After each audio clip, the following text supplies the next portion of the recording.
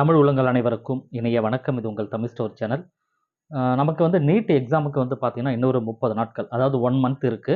So இந்த 1 மந்த்தில் எப்படி நம்மளோட ப்ரிப்பரேஷனை வச்சுக்கணும் அப்படின்றத தான் இந்த வீடியோவில் மெயினாக பார்க்க போகிறோம். ஸோ எதற்காக அப்படின்னு பார்த்தீங்கன்னா, இந்த இந்த டைமில் நீங்கள் படிக்க வேண்டிய நாட்கள், படிக்க வேண்டிய நாள் வந்து ரொம்ப கம்மி. இந்த கம்மியான நாட்களில் ரொம்ப சிறப்பாக நாம் படிக்கணும்னா, எந்த மாதிரி நம்ம வந்து அந்த படிப்பை மாற்றி அமைச்சிக்கணும் அப்படின்றத எல்லாருமே தெரிஞ்சுக்கணும். ஸோ காமனாக வந்து நம்ம எல்லாருமே வந்து ஸ்டார்டிங்லேருந்து நிறைய ப்ரிப்பரேஷனில் படிச்சிருப்பீங்க. உங்களோட நீங்கள் ஒரு டைம் டேபிள் போட்டு படிச்சிருப்பீங்க. அல்லது உங்களுடைய கோச்சிங் சென்டரில் என்ன சொல்லியிருக்காங்களோ அதை அதன்படி செஞ்சுருப்பீங்க. ஸோ இந்த மாதிரி ஆளுக்கு ஆள் ஒரு பேட்டர்னில் வந்து நீங்கள் கண்டிப்பாக படிச்சுட்டு இருப்பீங்க. நல்லாவே ப்ரிப்பேர் வந்து கண்டிப்பாக பண்ணிட்டு இருப்பீங்க. பட் சில விஷயங்களை கவனிக்கணும் நீங்கள். அதை தான் நம்ம சொல்ல போகிறது. அந்த சில விஷயங்களில் என்ன அப்படின்னா, ஃபஸ்ட்டு நீங்கள் செய்யக்கூடாத ஒரு விஷயம் என்ன அப்படின்னா, இது வரைக்கும் ஏதோ ஒரு சப்ஜெக்ட்லேருந்து ஏதோ ஒரு டாபிக், ஒரு சப்ஜெக்ட்லேருந்து ஒரு டாப்பிக்கை நீங்கள் இது வரைக்கும் தொடவே இல்லை.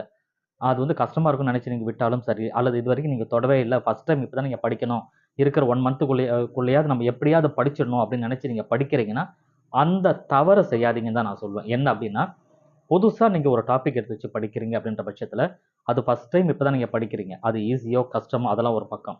ஃபஸ்ட் டைம் நீங்கள் எடுத்து படிக்கிறீங்க அப்படின்னா, நிச்சயமாக நமக்கு ஃப்ரஸ்ட்ரேஷன் வர்றதுக்கு வாய்ப்புகள் உண்டு. காரணம் என்னென்னா, டைம் இல்லை, இது வந்து நிறைய படிக்க வேண்டியது இருக்குது, ஐயோ இதெல்லாம் வேறு பண்ணணும், இதெல்லாம் பண்ணணும்னு சொல்லி நினச்சி நம்ம ஃப்ரஸ்ட்ரேஷன் ஆகிறதுக்கு உண்டான வாய்ப்புகள் வரும். அதனால் மற்ற படிப்புகளுக்கு ஏற்கனவே படித்த விஷயங்களுக்கு அது பாதிப்பை உண்டாக்க ஒரு வாய்ப்பு கண்டிப்பாக இருக்கும். ஸோ அதனால் முடிஞ்ச அளவுக்கு புதுசாக இந்த டைமில் போய் புதுசாக நீங்கள் படிக்கிறது அப்படின்ற விஷயங்களை அவாய்ட் பண்ணுறது ரொம்பவே நல்லது. ஃபஸ்ட்டு விஷயம் படிக்கணும்னு தான் நம்ம சொல்லுவோம். ஆனால் இப்போ அடுத்து இருக்க போகிற 1 மந்த்தில் நீங்கள் வந்து உடனே நீங்கள் புதுசாக ஒன்று படிச்சிங்கன்னா, அது நேரம் தான் அதிகம் எடுக்கும், டைம் வந்து லாஸ் ஆகும் உங்களுக்கு. ஸோ அதனால் கண்டிப்பாக அதை படிக்கிறத அவாய்ட் பண்ணுங்கள். இது ஃபஸ்ட்டு நீங்கள் சொல்லிட்டு தான் நான் உள்ளே போகிறேன். நீங்கள் ஃபிசிக்ஸாக இருந்தாலும் சரி, அது கெமிஸ்ட்ரியாக இருந்தாலும் சரி, பயாலஜியாக இருந்தாலும் சரி, கம்பல்சரி இந்த பயாலஜி மாதிரியான சப்ஜெக்ட்லாம் வந்து பார்த்தீங்கன்னா, compulsory you should read NCERT line by line. So இது ரொம்ப ரொம்ப மஸ்ட். என்சிஆர்டியை யார் ஒருத்தவங்க லைன் பை லைன் கம்ப்ளீட் பண்ணி முடிக்கிறீங்களோ, அவங்க வந்து பார்த்தீங்கன்னா, நிச்சயமாக நல்ல ஒரு மதிப்பெண் கண்டிப்பாக எடுக்க முடியும். காரணம் என்ன அப்படின்னா, இதற்கு முன்பு இருக்கிற ப்ரீவியஸ் கொஸ்டின் பேப்பர் எடுத்து நம்ம பார்க்கும்போது கூட, இந்த பயாலஜியில் இருந்தாலும் சரி, அல்லது கெமிஸ்ட்ரியில் இருந்தாலும் சரி, அவங்க ரிப்பீட்டடாக எதை கேட்குறாங்கன்னா, அந்த என்சிஆர்டியில் இருக்கிற கொஸ்டின்ஸ் தான் லைன் பை லைன் அதிலிருந்து தான் வருது. ஒன்றும் பெருசா எதுவும் வெளியிலேருந்து வர்றதில்ல. சரிங்களா? அதனால நீங்க அந்த மாரி அதில என்சிஆர்டியில் இருக்கிற லைன் பை லைன் புக்ஸ் நீங்க கம்பல்சரி படிங்க. அதேபோல ஒரு சப்ஜெக்ட்லயுமே அந்த என்சிஆர்டி டெக்ஸ்ட் புக் நீங்க படிக்கிறீங்க அப்படின்னா, புக் பேக் கொஸ்டின் இருக்கு இல்லையா? அது எல்லாமே ரிவைஸ் பண்ணுங்க. நெறைய பேர் என்னன்னா, அந்த டெக்ஸ்ட் புக்க விட்டுறீங்க. என்சிஆர்டி விட்டுறீங்க. என்சிஆர்டி புக்க வந்து ஒரு பக்கமா வச்சுட்டு, நீங்க கோச்சிங் சென்டர்ல குடுக்குற மெட்டீரியலோ, அல்லது நீங்க கடையில தனியா வாங்கி படிக்கிற மெட்டீரியல மட்டுமே வச்சுக்கிட்டு படிச்சுட்டு இருக்கீங்க. ஸோ அது தவறு.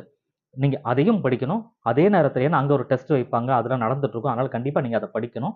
அதே நேரத்தில முக்கியமா நீங்க டெக்ஸ்ட் புக்ல அதாவது என்சிஆர்டி புக்ஸ்ல இருக்கிற கொஸ்டின்ஸ் புக் பேக் கொஸ்டினா இருந்தாலும் சரி, லைன் பை லைன் வந்து நீங்க கம்பல்சரி நீங்க படிச்சே ஆகணும். அது எந்த சப்ஜெக்ட்டா இருந்தாலும் பரவால்ல. அது பண்ணணும். இது வந்து ஃபர்ஸ்ட். ஸோ அடுத்தது மிக முக்கியமா இந்த ப்ரீவியஸ் இயர் கொஸ்டின் பேப்பர். ஒரு 10 years previous year question paper compulsory ஒரு ஆள்ட்ட இருக்கிற மாரி பார்த்துக்குங்க. ஒரு 10 years previous year question paper ஒரு சப்ஜெக்ட்லயும் நீங்க வச்சிருந்தீங்கன்னா, நிச்சயமா definitely you will get 80% mark நிச்சயமா உங்களுக்கு வரும். ஸோ அதில வந்து ஒரு 80% மார்க் நிச்சயமா அதிலேயே கிடைச்சிரும் உங்களுக்கு. 10 years previous year question paper வச்சு நீங்க ரிவிஷன் பண்ணீங்கன்னா. ஏன்னா, இந்த இருக்கிற இந்த 1 மந்த்ல ஜஸ்ட் உங்களுக்கு டைம் இருக்கிறதே வந்து பார்த்தீங்கன்னா, நீங்க ரிவிஷன் பண்ணி படிக்கிறதுக்கு மட்டும் தான் நமக்கு நேரம் இருக்கு. சரிங்களா? அதனால தான் நான் ஆரம்பத்திலேயே சொன்னேன், நீங்க புதுசா வந்து ஒரு சப்ஜெக்ட் எடுத்து வச்சு படிக்காதீங்க அப்படின்னு சொன்னது. அதனால நீங்க அத ரிவிஷன் பண்ணணும். அந்த ப்ரீவியஸ் இயர் கொஸ்டின் பேப்பர வச்சு நீங்க வொர்க் அவுட் பண்ணி, அதுல நீங்க டெஸ்ட்டா எழுதி பார்த்து நீங்களே கரெக்ஷன் பண்ணி பண்ணீங்கன்னா, தவறுகள் ஒரு டெஸ்ட்டுக்கு அந்த தவறுகள் வந்து குறைஞ்சுக்கிட்டே போகும். அத கண்கூடா உங்களால பார்க்க முடியும். ஸோ கம்பல்சரி இந்த ஒரு பிராக்டிஸ கண்டிப்பா செய்யுங்க. சரி 2வது எம்சிக்யூஸ் வந்து நெறைய சால்வ் பண்ணணும் நீங்க. சரிங்களா? அந்த மாரி விஷயங்கள்லாம் இருந்ததுன்னு சொன்னா, அதெல்லாம் நீங்க சால்வ் பண்றீங்கன்னா, அதிலேயே ஒரு நல்ல ஒரு இம்ப்ரூவ்மென்ட் கண்டிப்பா உங்களுக்கு கிடைக்கும். சரிங்களா? கெமிஸ்ட்ரியில இந்த ஆர்கானிக் கெமிஸ்ட்ரி, இன்ஆர்கானிக் கெமிஸ்ட்ரி அது கூட வந்து பார்த்தீங்கன்னா, என்சிஆர்டிலேருந்து நெறையவே கேட்பாங்க. ஸோ அதெல்லாம் கொஞ்சம் அதிக முக்கியத்துவம் இருக்கிற ஒரு டாபிக்ஸு. அதெல்லாம் கம்பல்சரி நீங்க படிங்க. அது பிசிக்ஸா இருந்தாலும் நெறைய பேருக்கு பிசிக்ஸ் வந்து பார்த்தீங்கன்னா, ரொம்ப கஷ்டம் அப்படின்னு நெனைக்கிறீங்க. பட் அதில இருக்கிற ஃபார்முலாஸ் 2வது அதில இருக்கிற அந்த தியரி சம்மந்தப்பட்ட விஷயங்கள், டெஃபினிஷன் சம்மந்தப்பட்டது. இதெல்லாம் நீங்க கம்பல்சரி படிக்கணும்.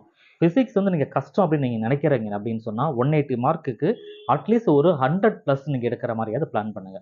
அட்லீஸ்ட் குறைந்தபட்சம் ஒரு 100+ நீங்க எடுக்கிறீங்க அப்படின்னா, அத பேஸ் பண்ணி மத்த சப்ஜெக்ட்ல பொதுவா எல்லாருமே வந்து பயாலஜில அதிகமா எடுத்துருவாங்க. ஸோ கெமிஸ்ட்ரியிலையும் ஃபிசிக்ஸ்லையும் கொஞ்சம் குறையும். அந்த குறையிறதுன்றது வந்து பார்த்தீங்கன்னா, என்னை பொறுத்த வரைக்கும் நீங்கள் வந்து 100 கீழே குறையாம பார்த்துக்கோங்க ஃபிசிக்ஸில். 180 இருக்கு. 100 ப்ளஸ் ஒரு 110, 105, 115, 120 அந்த மாரி நீங்க எடுத்துட்டா கூட, மத்த சப்ஜெக்ட்ல நீங்க வந்து மார்க் எடுக்கும்போது இது வந்து உங்களுக்கு வந்து ஒரு ஈக்குவல் ஆகறதுக்கு உண்டான வாய்ப்புகள் வரும். மார்க்ல. சரிங்களா? அத நீங்க பண்ணுங்க. ஸோ இதுல ஃபைனலா நீங்க தெரிஞ்சுக்க வேண்டிய விஷயமே என்னன்னா, இந்த மாரி விஷயங்கள மட்டும் தான். ஸோ 2வது வந்து நான் ஏற்கனவே சொன்ன previous year question paper compulsory revise பண்ணுங்க அப்படின்னு சொல்லிட்டு அத செய்யுங்க. நெறைய எம்சிக்யூஸ சால்வ் பண்ணுங்க. இப்ப இருக்கிறது ரிவிஷன், ரிவிஷன், ரிவிஷன். நீங்க என்னெல்லாம் முன்னாடி படிச்சீங்களோ, என்னெல்லாம் முன்னாடி படிச்சிருக்கீங்களோ, அதெல்லாம் திரும்ப ஒரு தடவை ரிவிஷன் பண்ணுங்க. சரிங்களா? நீங்க ரிவிஷன் பண்ணாம விட்டீங்கன்னா, உங்க மைண்ட் விட்டு அது வெளிய போயிடும். இத மனப்பாடம் பண்ற விஷயமும் கிடையாது. பட் இருந்தாலும் ட்ரிக்கி கொஸ்டின்ஸ்லாம் எப்படி கேட்கறாங்கன்றத நீங்க எத வச்சு தெரிஞ்சுக்க முடியும்னா, ப்ரீவியஸ் இயர் கொஸ்டின் பேப்பர் வச்சு தான் உங்களால தெரிஞ்சுக்க முடியும்.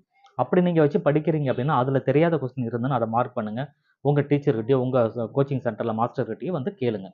கேட்டு அத பத்தி டீட்டெயில் தெரிஞ்சுங்க. எந்த ஒரு கொஸ்டினுக்குமே இதுக்கு எனக்கு இது ஆன்சர் தெரியல அப்படின்னு சொல்லி இருக்கக்கூடாது. நீங்க தரவா அது பண்ணிட்டீங்கன்னா, நான் தான் ஏற்கனவே சொன்னேன். 10 இயர்ஸ் கொஸ்டின் பேப்பர கம்பல்சரி ஒரு ஒரு ஆ வருஷத்துல ஒரு ஒரு சப்ஜெக்ட்லயுமே முடிச்சுட்டீங்க அப்படின்னாவே, நிச்சயமா உங்களால நல்ல மதிப்பெண் எடுக்க முடியும். ஷூரா நான் சொல்றேன். இது யாருமே பண்றதில்ல. இது ஒரு சிம்பிள் மெத்தட் தான். ஸோ இந்த அடுத்த 1 மந்த்துக்கு நீங்க படிக்கிறது இந்த மாரி. நீங்க என்ன பண்றீங்கன்னா, இப்படி பிரிச்சுக்கோங்க. 1 மந்த்ல வந்து இந்த ஒரு சப்ஜெக்ட்ல 10 கொஸ்டின் இருக்கு. அல்லது வந்து ஒரு 10 கொஸ்டின் இருக்கு. கெமிஸ்ட்ரியில ஒரு 10 கொஸ்டின்னா இத்தன நாளுக்குள்ள நான் முடிக்கணும். கெமிஸ்ட்ரியில இருக்கிற 10 கொஸ்டின இத்தன நாளுக்குள்ள முடிக்கணும். Previous year question papers. So அது கிடைச்சு, அத ஏற்பாடு பண்ணி, அத நீங்க பிராக்டிஸ் பண்ணுங்க. இது ஒண்ணே போதும். இதுதான் ஃபார்முலா. நீங்க படிக்கிறதுக்கு, மதிப்பெண் எடுக்கிறதுக்கு. ரொம்ப சிம்பிளா. அதேபோல எக்ஸாமுக்கு போறதுக்கு முன்னாடி நீங்க கவனிக்க வேண்டிய விஷயங்கள்லாம் இருக்கு. பட் அதெல்லாம் நான் அடுத்த வீடியோல உங்களுக்கு சொல்றேன். ஸோ இந்த வீடியோ உங்களுக்கு புரிஞ்சிருக்கும்னு சொல்லி நினைக்கிறேன். ஸோ இந்த விஷயங்கள ஃபாலோ பண்ணுங்க. ஃபாலோ பண்ணீங்கன்னா, நிச்சயமா உங்களால வந்து நல்ல மதிப்பெண் எடுக்க முடியும். கான்சன்ட்ரேஷன் வந்து ரொம்ப முக்கியம். கவனம் என்பது ரொம்ப முக்கியம். அந்த கவனமா நீங்க ஒரு வேலைய செஞ்சீங்கன்னா, உங்க கவனம் சிதறாம பண்ணீங்கன்னா, நேரமும் மிச்சமாகும். நீங்க படிக்கிற விஷயங்கள் ஈஸியா உங்க மைண்டுக்குள்ள போகும். உங்களால புரிஞ்சு புரிஞ்சு அண்டர்ஸ்டாண்ட் பண்ணி படிக்கிறதுக்கான வாய்ப்புகள் இதில ஏற்படும். தேங்க் யூ ஃபார் வாட்சிங். வீடியோவ ஷேர் பண்ணி இந்த வீடியோக்கு ஒரு லைக் குடுத்துங்க. Thank you.